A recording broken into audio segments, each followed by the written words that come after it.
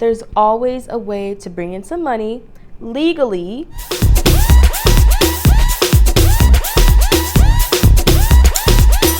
Hello beautiful people, it's Maya, and today's mission is to share with you 7 tips on how you can be more financially independent as a young teen or adult or just a beginner in your financial journey. A little disclaimer here, obviously I'm not a certified financial advisor in any way, shape, or form. I am 19 years old. I'm learning every single day, but I did take a personal finance class in high school, and I also took a personal finance class in college, and I'm currently studying economics, so I'm pretty well versed in my financial literacy. Remember to hit the notification bell so you know when I post another video. So the very first important tip or habit that you need to start right now to begin your financial journey: change your thoughts and feelings towards money. So to do this, you're gonna have to analyze how you grew up and how money was portrayed in your family. Did you grow up with the idea that money was evil? Did you grow up with the idea that credit cards are evil? Did you grow up with the idea that you have to work multiple jobs to have money?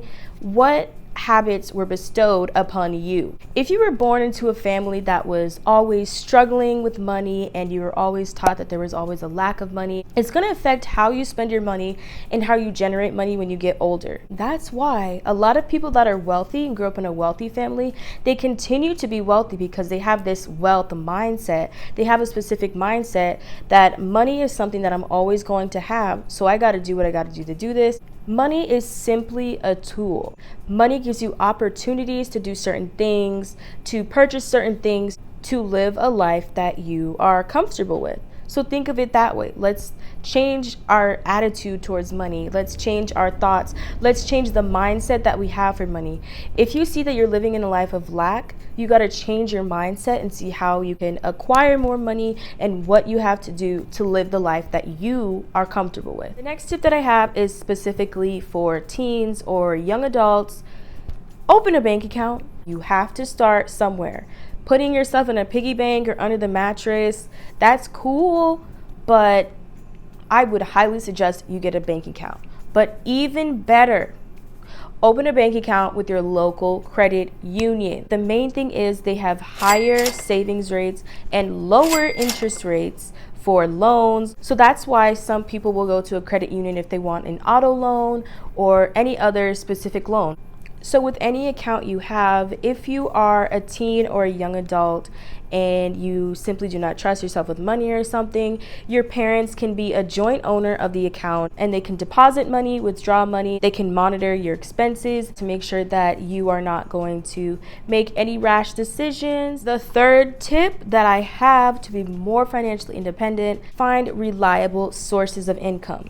Notice I did not say find a reliable source. I said sources, meaning multiple, because it is much better to have multiple streams of income because you're getting more money in different ways and you're not depending on one thing. Do whatever you have to do to have one solid source of income. Sometimes there is struggle with just getting a job in general, but what you can do is come up with some side hustles and different things while you're waiting to get that job. Even if you're in college and if you can't work, there are always different things that you can do to get some cash. Last semester in college, I was charging people to help them with their essays, and I recently started writing resumes and cover letters for people just to have a little bit more cash on the side. And in college, people always find ways to provide services to people. There are people doing nails in your dorm room, people that can do your hair, people that will do your makeup, different stuff like that. There's always a way to bring in some money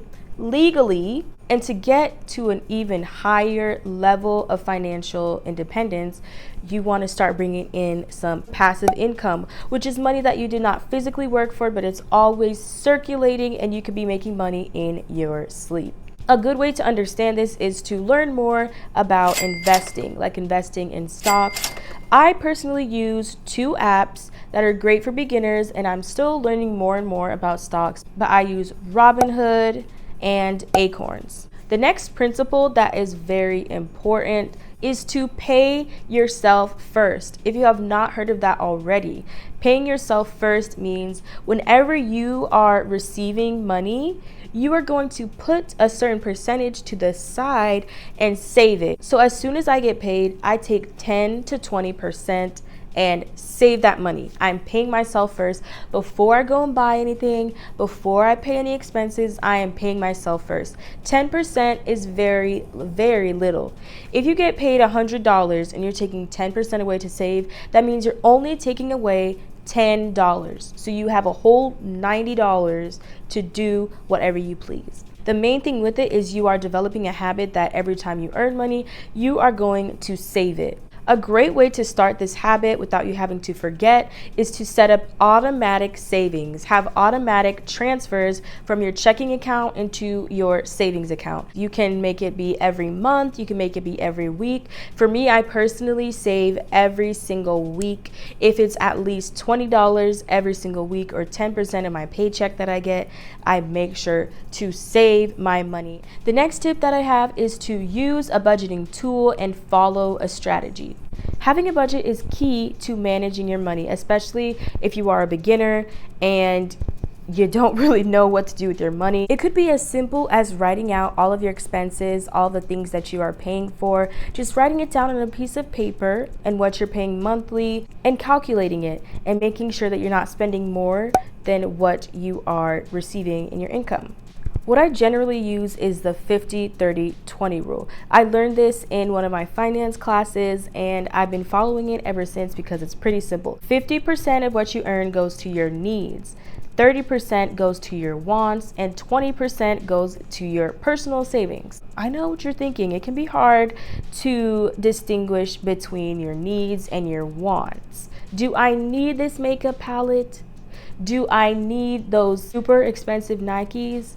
No, I do not. Unless I'm buying something and it's making me more money, then I'm not gonna pay a lot for it. Even though it may not seem like it, I'm kind of a minimalist. I buy clothes that are not super expensive. I always look for a deal, and I only really just buy food or get basic necessities like body wash and hair stuff or something like that. When it comes to wants, something that I've learned to do is to use cash. If I'm buying fast food or something or going out with friends, try to use cash as much as you can. The psychology behind it is that when you have cash, you don't really want to get rid of it because you can see it, you can feel it. But if you have that credit card, you can swipe away. But if you're using cash, you're more likely to want to conserve it. Therefore, you don't really spend that much. The sixth habit that you need to learn more about is using a credit card as a tool. A lot of people say a credit card is evil or a credit card is a double-edged sword because you can either get yourself in a lot of debt or you can do it the right way and build your credit score. So why is a credit score so important? Depending on your score, you can have more or less opportunities. Things like getting approved for a car, for a specific loan. Let's say you have a really low credit score, you may not be able to receive all the benefits that other people with a high credit score are getting. When using it as a tool, please only buy things you can afford, only buy things that you know you can pay back. Because with a credit card, you have to pay it each and every month. Please pay it in full. Pay it in full. If you can't, at least pay the minimum balance because we do not want that interest to just accrue, and then you end up in debt. Use it as a tool. It is there to give you more financial opportunities. So please, learn how to use it. The last tip that I have is to basically shop wisely and take advantage of coupons and discounts, whatever the case may be. Especially as a college student, take advantage of different discounts that you get as a student. For instance, Spotify or Apple Music, I know they have a student discount. What I have right now, I have Spotify, and I'm only paying around $5 a month for Spotify, Hulu, and Showtime, all in a bundle. This all comes back to buying more things that you need and less things that you want, which is obviously hard to do, especially with online shopping or just going to the store. You think you're buying one thing and then your cart is full with another thing. There are so many times when I go to the store and I literally have to talk to myself and say, okay, do you need this, Maya? Do you need that, Maya? No, you don't. Go put it back. And I save a ton of money with that.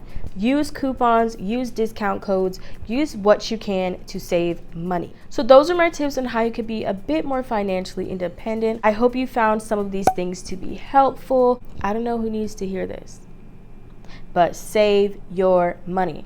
Thank you for watching.